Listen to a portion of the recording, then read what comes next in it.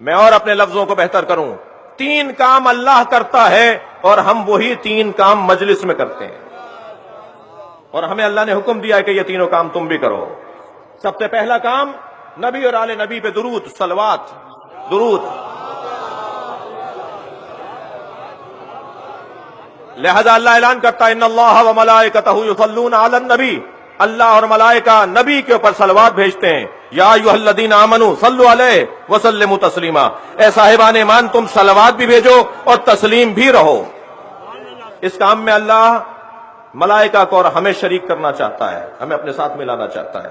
ایک کام ہم مجلس میں درود و سلام بھیجتے ہیں، دوسرا کام ہم اس مجلس میں کیا کرتے ہیں؟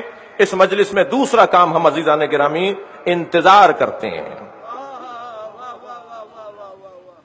فانتظروا انی معکم من المنتظرین، اللہ قرآن مجید میں اعلان کر رہا ہے انتظار کرو، میں بھی تمہارے ساتھ انتظار کر رہا ہوں۔ وہ کون سا مسلمانوں کے اندر گروہ ہے، وہ کون سا مکتب ہے مسلمانوں میں جو کسی کا انتظار کر رہا ہو؟ اور اللہ پکار کے کہہ رہا ہے میں بھی انتظار کر رہا ہوں، تم بھی انتظار کرو۔ وہ کس کا انتظار ہو رہا ہے؟ کون انتظار کر رہا ہے؟ وہ کس نظریے کے لیے جیا جا رہا ہے، زندگی گزاری جا رہی ہے؟ وہ کون سا نظریہ ہے جس کی خاطر ہم ہر قربانی دینے کو تیار ہیں؟ اس لیے کہ ہمیں کسی کے آنے کا انتظار ہے۔ وہ کون سی چیز ہے کہ جو ہمیں زندہ رکھے ہے، وہ جو ہمیں تازگی عطا کرتی ہے، جو ہمیں نشاط عطا کرتی ہے، جو ہمیں شادمانی عطا کرتی ہے، جو ہمیں شادابی عطا کرتی ہے؟ جی وہ ہے عقیدہ ظہور امام۔ یہ در حقیقت اس مجلس اعزا کا حاصل اور نتیجہ ہے۔ میں بیان کر رہا تھا بعثت، غدیر، عاشورہ، ظہور امام مہدی۔ ظہور امام مہدی کے بارے میں اللہ انتظار کر رہا ہے اور ہمیں انتظار کرنے کا حکم دے رہا ہے۔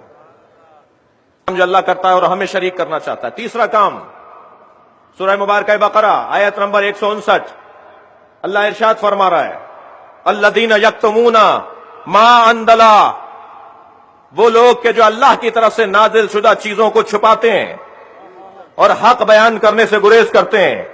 یلعنہم اللہ، اللہ ان پہ لعنت بھیجتا ہے، ویلعنہم اللاعنون، اور لعنت بھیجنے والے ان پہ لعنت بھیجتے ہیں۔ قرآن مجید میں لعنت بھیجنے والوں کا ذکر ہے۔